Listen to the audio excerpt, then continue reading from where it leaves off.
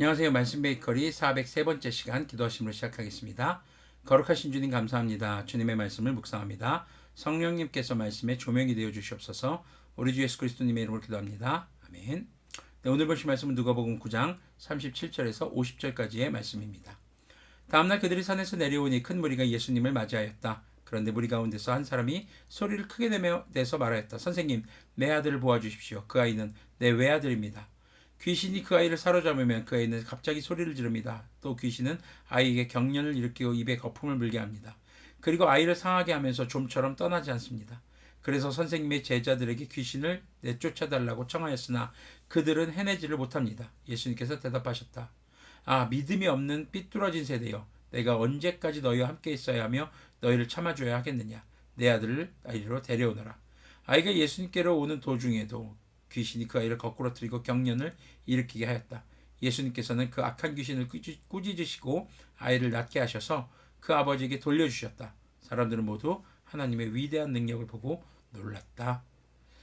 자, 믿음이 없는 삐뚤어진 세대라고 탄식하시는 주님의 모습을 볼 수 있습니다. 주님이 언제까지 이렇게 계속 함께 하시지 못할 것이라는 거죠. 우리에게 필요한 것은 바로 믿음입니다. 무슨 믿음입니까? 주님만이 소망이고 희망이라는 겁니다.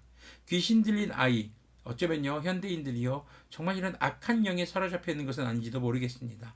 또 우리의 모습이 그런 악한 영에 사로잡혀 죄에 빠져 있는 행동을 하는 것은 아닌지 뉴스를 보면 정말 제정신이 아닌 사람들이 너무 많아 보입니다. 그런 그들에게 필요한 것이 무엇입니까? 예수님께서 하실 수 있고 고치실 수 있다는 믿음입니다. 예수님만이 소망이라는, 주님의 말씀만이 희망이라는 믿음이 필요합니다. 그 다음에 이제 43절 후반을 계속 보면요. 사람들이 모두 예수님께서 하신 모든 일을 보고 놀라서 감탄하고 있을 때 예수님께서 제자들에게 말씀하셨다. 너희는 이 말을 귀담아 들어라. 인자는 사람들의 손으로 넘어갈 것이다. 그러나 제자들은 이 말씀을 깨닫지 못하였다. 그들이 그 말씀을 이해하지 못하도록 그 뜻이 숨겨져 있었다. 또한 그들은 이 말씀에 관하여 그에게 묻기조차 두려웠다. 바로 예수님께서 잡혀가실 것을 말씀하시는 것이죠. 그런데 그 당시에는 제자들도 이해 못했습니다. 시간이 지나고 성령님의 충만하고 나서야 주님의 말씀이 이해가 되었던 것이죠. 자, 그 다음에 46절 보면요. 중요한 지금 내용이 나옵니다. 제자들 사이에서는 자기들 가운데서 누가 가장 큰 사람이냐 하는 문제로 다툼이 일어났다. 예수님께서는 그들의 마음속의 생각을 아시고 어린아이 하나를 데려다가 곁에 세우시고 그들에게 말씀하셨다. 누구든지 내 이름으로 이 어린이를 영접하면 나를 영접하는 것이요 누구든지 나를 영접하면 나를 보내신 분을 영접하는 것이다. 너희 가운데서 가장 작은 사람이 큰 사람이다. 지금 제자들의 관심은 뭐였습니까? 누가 더 높은 자리에 올라가서 높은 대접을 받고 더 떵떵거리면서 살 것인가? 무슨 이거거든요. 근데 지금 예수님은 그 질문을 아예 바꿔버렸어요. 누가 큰 자냐가 아니라 누가 이 어린아이를 작은 사람을 영접하는 사람이냐, 이 사람을 영접하는 사람, 이 사람을 잘해주는 사람, 이 사람에게 정말 주님의 사랑으로 대하는 사람이 바로 큰 사람이다. 지금 내가 높은 집 위에 올라가서 많은 것을 누리는 것이 중요한 것이 아니라 베푸는 자, 작고 연약한 사람들을 돌보는 자, 그들이 바로 주님께서 말씀하시는 큰 사람이라는 것을 말씀하고 계신 것이죠. 제자들의 질문과 그들의 생각을 바로잡아 주시는 것입니다. 49절을 보면은요. 요한이 대답하였다. 선생님, 어떤 사람이 선생님의 이름으로 귀신을 내쫓는 것을 우리가 보았습니다. 그런데 그 사람은 우리를 따르는 사람이 아니므로 우리는 그가 그런 일을 하지 못하게 막았습니다. 그러나 예수님께서는 그에게 말씀하셨다. 막지 말아라. 너희를 반대하지 않는 사람은 너희를 지지하는 사람이다. 우리가 우리 교회가 아니고 다른 교회라고 해서 우리가 그들을 배척할 필요는 없습니다. 함께 하나님의 나라를 세워가는 사람들이죠. 물론 이단들이나 사입이라든가 다른 문제들이 있는 사람들에 대해서는 우리는 막아야 할 것입니다. 그러나 우리를 막지 않는다. 그것은 함께 할 수 있는 사람들이라는 것이죠.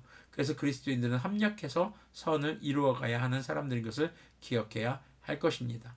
오늘 말씀을 통해서 첫 번째로는 정말 이 땅에 귀신 악한 영에 사로잡혀서 죄를 짓고 있는 사람들에게 소망은 우리 주 예수님밖에 없다는 것을 기억하셨으면 좋겠고, 여전히 자신의 생각과 예수님의 말씀과의 충돌 앞에서 있는 그런 제자들의 모습을 바라봅니다. 우리도 역시 그럴 때가 있을 수 있다는 것이죠. 특히 누가 크냐? 우리가 예수님 믿으면서 신앙생활하면서 내 인생이 좀 더 윤택해지고 잘 되고 좀 더 높은 자리에 올라가고 세상 가운데서 내가 좀 더 잘 나가는 사람이 되고 싶다라는 생각. 주님의 질문은 누가 어린 사람들, 연약한 사람들, 힘든 사람들을 돕겠느냐, 그들을 영접하겠느냐라는 질문으로 바꿔주고 계신 것. 우리가 그것을 바라보았으면 좋겠습니다. 신앙생활을 하면서 내 것만 생각하는 것이 아니라 주님께서 말씀하셨던 우리의 이웃을 자신의 몸과 같이 사랑하는 우리가 되길 소망합니다. 그것이 우리 주 하나님을 마음과 뜻과 목숨을 다해 사랑하는 태도인 것을 기억하셨으면 좋겠습니다. 기도하겠습니다. 거룩하신 주님 감사합니다. 우리가 나만의 생각과 이기적 본성에 사로잡혀서 주님의 뜻을 외면하고 또 믿음으로 온전히 주님을 바라보지 못하는 것이 없는지 돌아보게 하여 주시옵소서. 주님, 정말 악한 영에 사로잡혀 죄를 짓는 사람들, 그것이 내 모습일 수도 있습니다. 필요한 것은 생명의 근원이신 빛된 예수님인 것을 기억하게 해주시고 내 생각과 주님의 말씀 앞에 온전히 내 생각 내려놓을 수 있도록 도와주시고 신앙생활에 대해서 잘못된 목적이 아닌 주님의 뜻을 따라 주님께서 말씀하시는 연약한 자들, 정말 힘든 자들을 또 그들에게 베풀고 그들을 잘 영접하는 그런 참된 그리스도인들이 되도록 긍휼을 베풀어 주시옵소서. 우리 주 예수 그리스도님의 이름으로 기도합니다. 아멘. 네, 오늘도 주님의 말씀을 통해서 우리의 질문이 바뀌어 보기를 소망합니다. 주님, 제가 어떻게 하면 큰 사람이 되겠습니까? 보다 주님, 제가 어떻게 하면 주님을 영접하는 자, 세상 가운데서 이웃을 나의 몸과 같이 사랑하는 자가 될 수 있겠습니까? 라고 질문을 바꿔보면 어떨까 합니다. 오늘도 주님의 뜻을 따라 살아가는 우리가 되기를 소망합니다.